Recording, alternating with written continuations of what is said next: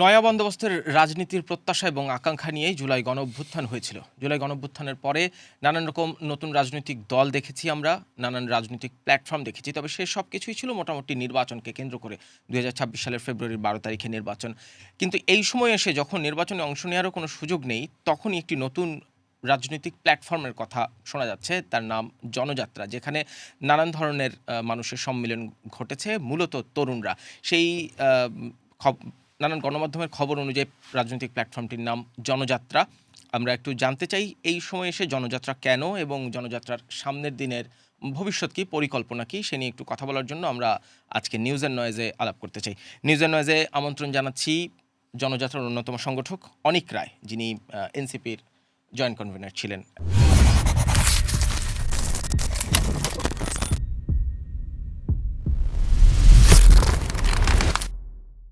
NCP থেকে পদত্যাগ করেছেন অনিক রায়, আপনাকে আমন্ত্রণ জানাচ্ছি।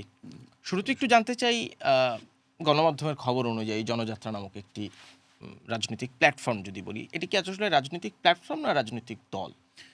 প্রথমত এটি একটি রাজনৈতিক প্ল্যাটফর্ম।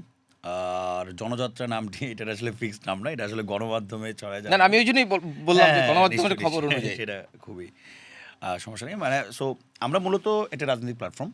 আমাদের এখানে আমরা কিছু বেসিক আইডিয়াতে কিছু মানুষ এক হচ্ছি, এবং সেই বেসিক আইডিয়াগুলোতে যারা একমত আমাদের সাথে, তাদেরকে আমরা আমন্ত্রণ জানাচ্ছি যে আমাদের প্ল্যাটফর্মে আপনারা যুক্ত হন। 16 তারিখ আমরা যেহেতু ঘোষণা করব, তারপর আমরা একটা ওপেন সদস্য সংগ্রহে নামবো, আমরা ড্রাইভ করব আমাদের বেসিক আইডিয়াগুলো নিয়ে। এবং আমরা চাচ্ছি যে আমরা এই বেসিক আইডিয়াগুলো কীভাবে বাংলাদেশে এক্সিকিউটিভ হবে, বাংলাদেশে কীভাবে এক্সিকিউট হইতে পারে, সেটা নিয়ে আমরা একটা খোলামেলা আলোচনা, বিস্তর আলোচনার মাধ্যমে একটা নতুন রাজনৈতিক দলিল বা একটা নতুন অর্থনৈতিক দলিল তৈরি করতে চাই। এবং সেই দলিলগুলো হবে আমরা যেই পার্টিটা বানাতে চাই সেই পার্টিটার মূল উপজীব্য। ফলে আমরা এখন একটা জার্নির মধ্যে, মানে এই প্ল্যাটফর্ম থেকে আপনারা একটা রাজনৈতিক দলের দিকে যেতে চাই। কিন্তু যাওয়ার আগে একটা রাজনৈতিক দল তো শুধু ঘোষণা করলেই রাজনৈতিক দল হয় না। সেই রাজনৈতিক দলের নিজস্ব অর্থনৈতিক থিসিস থাকতে হয়, যে সে কীভাবে অর্থনীতিকে দেখে, সে কীভাবে অর্থনীতিকে ব্যাখ্যা করে, সে কীভাবে সামাজিক যে আমাদের কাঠামো, সেই কাঠামোকে ব্যাখ্যা করে। এই জিনিসগুলো যদি একটা রাজনৈতিক দলের বেসিক তৈরি না হয়, তখন দেখা যায় ওই রাজনৈতিক দলটা আসলে সার্টেন করা কঠিন হয়ে যায়, বা রেলেভেন্ট থাকা ওই পলিটিক্যাল পার্টির আসলে কঠিন হয়ে যায়। তো আবার মানে হুট করে আমরা 5-6 জন মিলে একটা জিনিস লিখে ফেললাম এবং বললাম এটাই সহিহ আইন, সেটাতেও আমরা একমত না। ফলে সেই জায়গা থেকে আমরা মনে করেছি যে বেসিক আইডিয়াগুলোর জায়গায় হয়তো বা অনেকের বেসিক আইডিয়াস যেটার কথা বলছেন আপনি, আমাদের বেসিক আইডিয়াটা, আমরা আসলে একটা বাংলাদেশে একটা বড় ধরনের অর্থনৈতিক রিফরমেশনে যেতে চাই। আমরা যেটা মনে করি যে একটা, এই যে দেখেন জুলাই অভ্যুত্থানের পরে প্রশাসনিক সংস্কার, ক্ষমতা কাঠামোর সংস্কার, সব কিছু নিয়ে প্রচুর আলোচনা হয়েছে। কিন্তু আমাদের হতাশ করলো কোথায়, যে দেখেন অর্থনৈতিক সংস্কার নিয়ে আসলে কোনো রকমের আলোচনাটা হয় নাই। কিন্তু যেখানে আন্দোলনটার নাম ছিল বৈষম্য বিরোধী ছাত্র আন্দোলন, সো বৈষম্য কমানোর জন্য তো প্রশাসনিক সংস্কার জরুরি। আমি সকল সংস্কারেই পজিটিভলি দেখেই বলতেছি, কিন্তু অর্থনৈতিক সংস্কারটা তো সবচেয়ে প্রায়োরিটি ছিল। কিন্তু বাংলাদেশে কিন্তু সেই জিনিসটা চেঞ্জ হয় নাই। এখন আমরা কি বলি, বা আমাদের বেসিক আইডিয়াটা কি? আমাদের বেসিক আইডিয়াটা হলো বাংলাদেশে আমরা একটা ডেমোক্রেটিক্যাল ইকোনমিক, বা মনে করেন যে একটা গণতান্ত্রিক অর্থনীতি আসলে আমরা চাই। গণতান্ত্রিক অর্থনীতি হয়তো বা অনেকের কাছে মনে হইতে পারে যে এটা একটা মানে মানে এটার মানে কি? আমাদের বেসিকটা হলো যে আমরা যেভাবে মনে করেন অনেক রাজনৈতিক দল একদম ক্যাপিটালিস্ট ইকোনমিক্স বা পুঁজিবাদীদের যে অর্থনীতি, সেই অর্থনীতি যেভাবে বাংলাদেশে চলে, আমরা সেই দমন পীড়ন শোষণ চাই না। আবার একই সাথে আমরা ডানপন্থী বা বামপন্থীদের মতো করে স্টেট ওন ইকোনমিক্সও চাই না, যে স্টেট সব কিছু ওন করবে, সে ঠিক করবে কিভাবে কে হবে না হবে। মানে আমরা এই দুই মডেলে কিছুটাই চাই না। আমরা চাই একটা ব্যালেন্স মডেল, যেই ব্যালেন্স মডেলে আপনার মনে করেন যে বাংলাদেশের মানুষের যে মৌলিক চাহিদাগুলো, সেই চাহিদাগুলো নিশ্চিত হবে।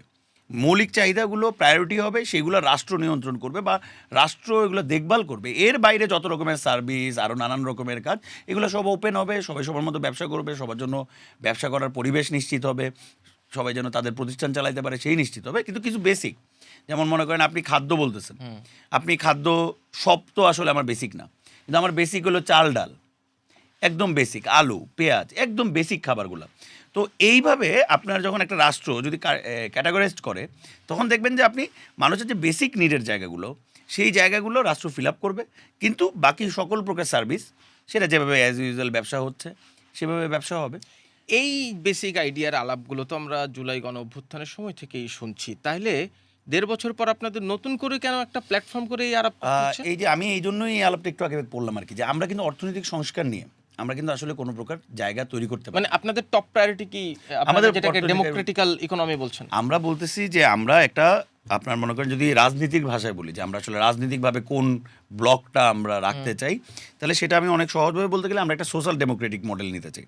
যে সোশ্যাল ডেমোক্রেটিক মডেল যেখানে ব্যবসা হবে, রাষ্ট্রেরও কিছু দূর পর্যন্ত নিয়ন্ত্রণ থাকবে, যেন নাগরিকরা বেশি শোষণের মধ্যে না পড়ে, এবং সেই বন্দোবস্তের মধ্য দিয়ে আমরা একটা নতুন বাংলাদেশ এবং সচ্ছল এবং অর্থনৈতিকভাবে শক্তিশালী বাংলাদেশ গড়ে তুলতে চাই। এবং এখন এই জিনিসটা এক্সিকিউট কীভাবে হবে, এই জিনিসটার মডেল কী হবে, এই যে একটুক আলোচনা কিন্তু আপনি এর আগেও হয়তো বা শুনছেন, কিন্তু কিভাবে এই জিনিসটা হবে, এই জিনিসটা হওয়ার জন্য রাষ্ট্রকে কী করতে হবে, সিস্টেমকে কীভাবে ডেভেলপ করতে হবে, এই থিসিস কিন্তু কারো কাছে নাই।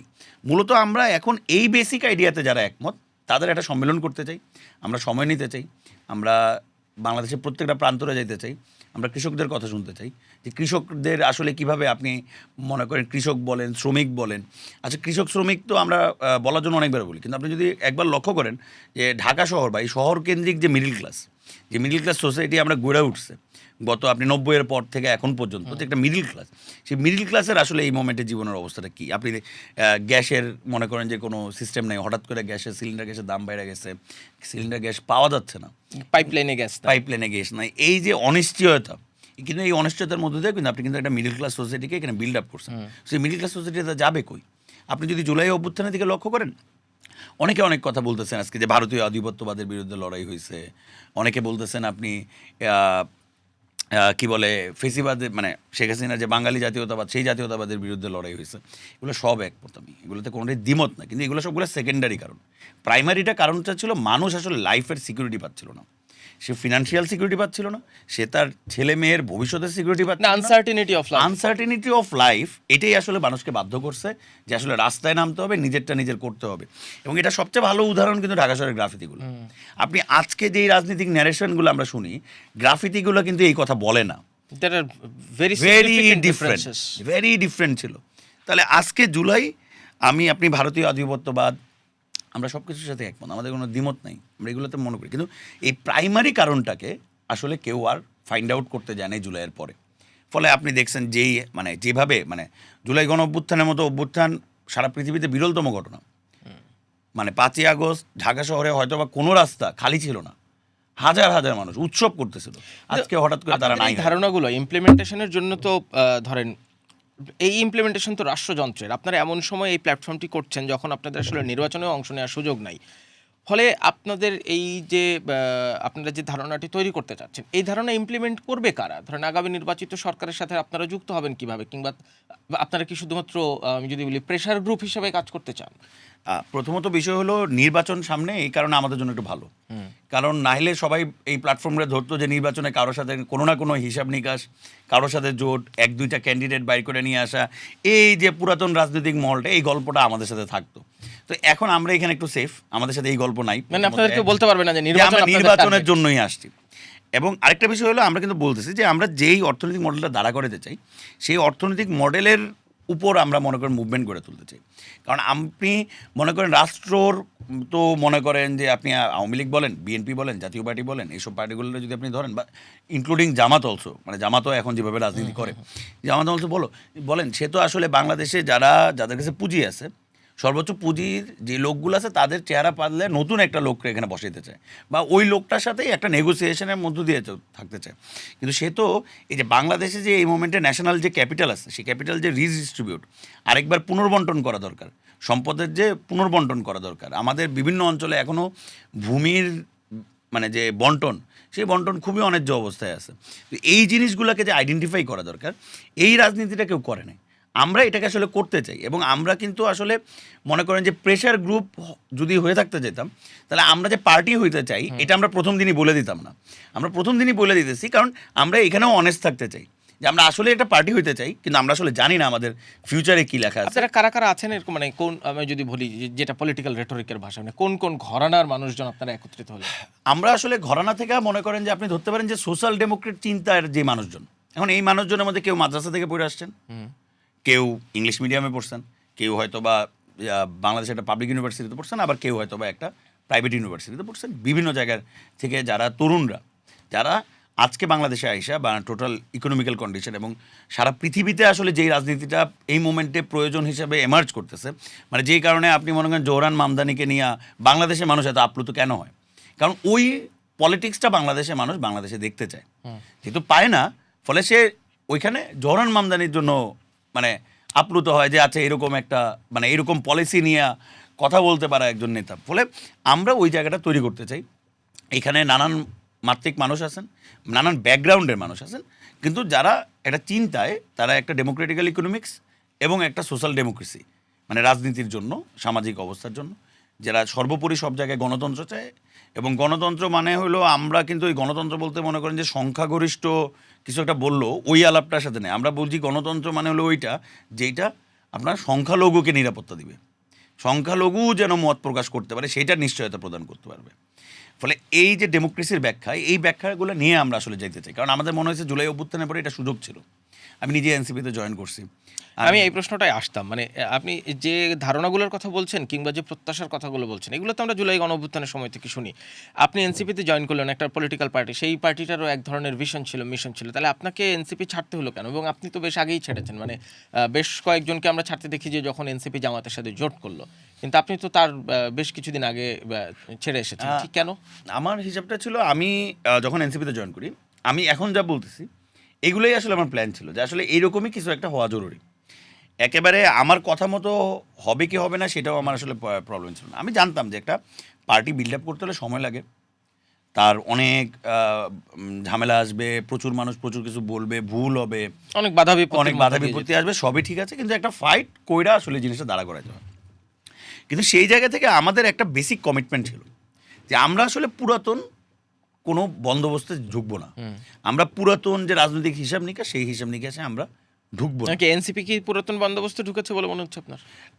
এই জায়গাটা থেকেই আমি একটু বলার জন্য বলছিলাম আর কি, যেটা যে আপনার আমরা ঢুকবো না এটা কিন্তু আমাদের কমিটমেন্ট ছিল। তো আমার ছাড়ার জায়গাটা বললে আপনি আসলে এই প্রশ্নের উত্তরটাও আপনি পেয়ে যাবেন।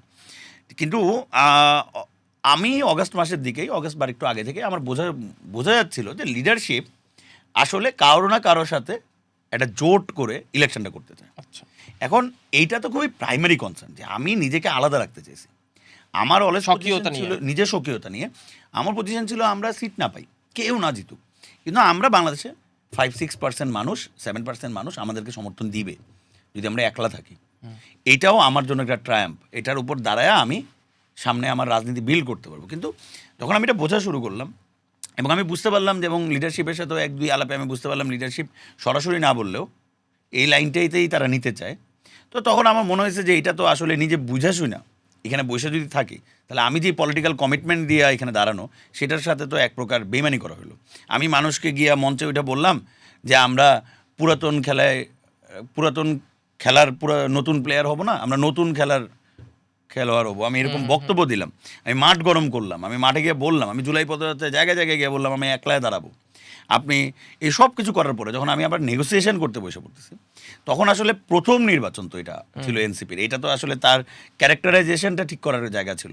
ফলে সেই জায়গা থেকে আসলে আমার মনে হয়েছে যে এই কমিটমেন্টটা তো আসলে হইল না। একে এই পার্টি হয়তো যদি না দাঁড়ায় তো আরও 3 বছর 4 বছর সময় দিতেও আমার কোনো সমস্যা ছিল না, কিন্তু আমি যখন আমার কমিটমেন্ট ভেঙে ফেলবো, যখন আমি আমার অনেস্টিটা নষ্ট করবো, যে অনেস্টির উপর মানুষ বিলিভ তাহলে এখন আপনারা যেটা করতে চাচ্ছেন এইটাকে কি আপনারা মনে করছেন সেই যে নয়া রাজনৈতিক বন্দোবস্তের কথা আপনারা বলতেন সেইটা? আমি বলতে চাই অনেক প্ল্যাটফর্ম হয়েছে জুলাই অভ্যুত্থানের পর থেকে, অনেকেই অনেস্টলি কাজ করার চেষ্টা করতেছে। তো আমি নতুন রাজনৈতিক বন্দোবস্ত আমি এটা বলতে চাই না। নতুন রাজনৈতিক বন্দোবস্ত তো আসলে একটা সোসাইটি, একটা রাজনৈতিক সোসাইটি, এখানে অনেক রকমের রাজনীতি থাকবে। কেউ সোশ্যাল ডেমোক্রেট রাজনীতি করবে, কেউ অথবা সেন্ট্রিস্ট রাজনীতি করবে, বা আমরা মানে বা একটু সেন্টার রাইট পলিটিক্স করবে, বা সেন্টার লেফট পলিটিক্স করবে, এরকম অনেক কিছু নিয়েই আসলে একটা কিন্তু বন্দোবস্ত তৈরি হয়। এখন রাজনৈতিক বন্দোবস্ত কিন্তু কোনোভাবে অর্থনীতির বাইরে না। আপনি যতক্ষণ অর্থনীতি ঠিক না করবেন রাজনৈতিক বন্দোবস্ত আপনি তৈরি করতে পারবেন না। কারণ মনে করেন বাংলাদেশে যদি আপনি অবস্থা ধরেন, বাংলাদেশে আপনি যদি কোনো একটা ইউনিয়ন পরিষদে আপনার নিজের কোনো কাজ করতেও যদি চান, আপনার কারো না কারো সুপারিশ নিয়ে যেতে হবে। সো আপনি যদি সুপারিশ না নিয়ে যান তাহলে আপনি বাংলাদেশে মুসলমান হন, আপনি সংখ্যাগরিষ্ঠর সবচেয়ে বড় প্রতিনিধি হন, কোনো লাভ আপনার হবে না, কাজ হবে না। ফলে সেই জায়গায় মার্জিনালাইজ পিপল এখানে যে আরও বিপদে পড়বে এবং তারা যে আরও পিছিয়ে পড়বে, এটা খুবই স্বাভাবিক। ফলে আপনি যতক্ষণে সিস্টেম তৈরি করতে পারতেছেন, আপনি শুধু মানে সংখ্যালঘু মানুষকে নিরাপত্তা দেওয়ার কথাটাও আসলে আপনি এনশিওর করতে পারবেন না, কারণ বাংলাদেশের সংখ্যাগরিষ্ঠ এই সিস্টেমের কারণে সবচেয়ে বড় সাফারার। আপনি সেন্টার রাইট সেন্টার লেফটের কথা বলছেন, ফার রাইট ফার লেফটরা কি পলিটিক্স করবে না? এখন একটা জিনিস খুব সিম্পল, আমি একটা জিনিস যেটা বুঝি যে আপনি যারাই ভায়োলেন্স করার বিপক্ষে থাকবে, যারা ভায়োলেন্স করবে না, যারা পলিটিক্যাল ডায়লগ বিশ্বাস করবে, পলিটিক্যাল ডায়লগের মতো করে রাজনীতি করার ব্যাপারে আগ্রহী থাকবে, তারা যে কেউ রাজনীতি করবে। বাংলাদেশের রাজনীতি করার অধিকার সবার আছে, প্রত্যেকটা নাগরিকের আছে, তার মতো করে তার প্ল্যাটফর্ম গড়ে তোলার, পার্টি গড়ে তোলার, যে কোনো পার্টির মেম্বার হওয়ার, যে কোনো প্ল্যাটফর্মের মেম্বার হওয়ার।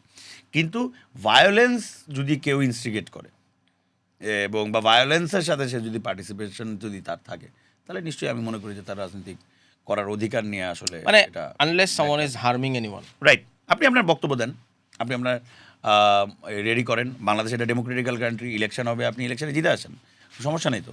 আপনারা যা যা বলছেন, মানে এতক্ষণ ধরে আপনি যা যা বললেন, এখনো পর্যন্ত আমি যদি এটাকে একটা থিওরিটিক্যাল পেরিফেরিতে দেখি, এইটার বাস্তব প্রয়োগযোগ্যতা কতটুকু মনে হয় আপনার? ধরেন খুব নিকট ভবিষ্যতে এবং দূর ভবিষ্যতে।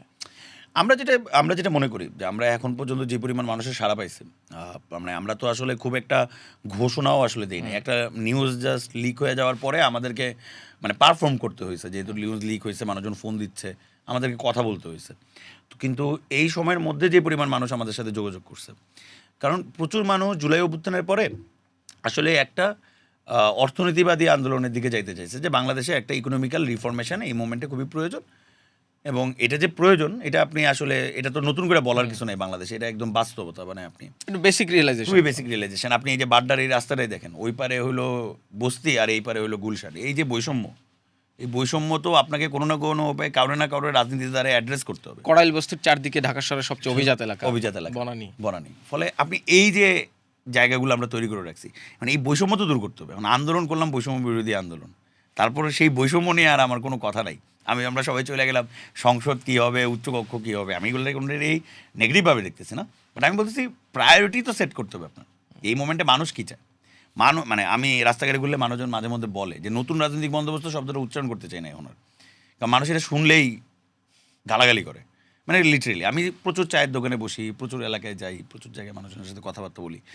তো মানুষজন তো খুব সিম্পলি, একজন আমার ওই দিন জিজ্ঞেস করছে যে হাসিনা ছিল তখনও সিলিন্ডারের দাম মাঝে মধ্যে বাইরে যায়, তো এখন ইউনুস আসছে সিলিন্ডার তো নাই হয়ে গেছে। এখন he is a very general people.